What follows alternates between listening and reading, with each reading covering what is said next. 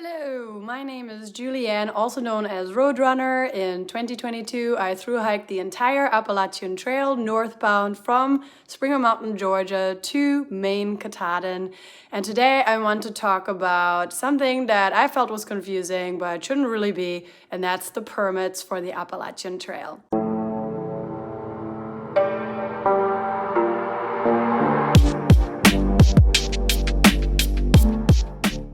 There are three permits that you have to get to thru-hike the entire Appalachian Trail. The first permit is for the Smoky Mountain National Park. The second permit is for the Shenandoah National Park.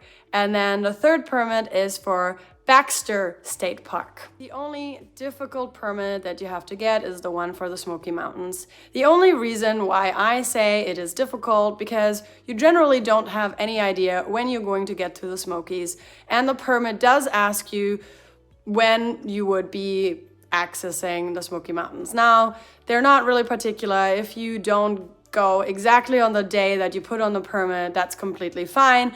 But being the German that I am, I wanted to be very particular. I wanted to follow all the rules. So I was a little bit perturbed that it would ask for this kind of question. Ultimately, what you have to do is you just go on smokiespermits.nps.gov. And if you don't remember this particular website, all you have to do is you Google, and in Google you put in Smoky Mountain thru-hiker permit, and it'll get you to the exact link of where you will get the permit. I think the big thing is that you don't necessarily have to get this permit before you start the thru-hike. There are multiple opportunities where you are able to pay for the permit and print it out just before you get to the Smokies. So some people, they get their permit beforehand and then print it out and carry it with them the entire beginning of the trail. Some people print it out when they get to the NOC, and some people don't fill out the permit until they get somewhere where there's a computer, such as the NOC, and then print it out as well. I did not do my permit until I was closer to the Smokies. I went onto the website, filled out my information, paid for it, and kind of guesstimated when I would arrive. I don't even remember when I did that, but I did it probably on my phone. So I filled everything out, and I didn't have an opportunity to print anything at that time, but I knew that I was gonna get to the NOC. I got to the NOC, and that day, the outfitter, their computer was down, and I couldn't print the permit.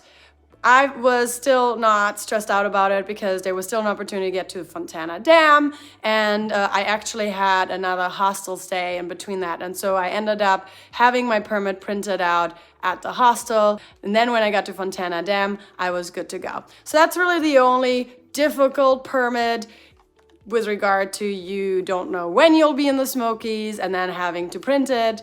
If you don't want to have any sort of stress on when you can print it, probably just print it out before you start your hike. If you are not somebody who stresses out easily, there are so many opportunities where you're able to sign up for the permit, print it out, and a lot of people do it at the end. Here's a little demonstration on what actually happens with the permits. You do print 2 copies, and you're about to see me deposit the first copy at the beginning of the national park, and then following a video of me dropping off the second copy at the end. Yeah, just the bottom. Sweet, sweet. All right, guys. Well, hi. Happy trails.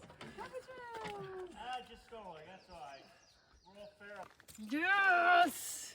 Finish! Awesome! Finished the Smokies. How cool is that?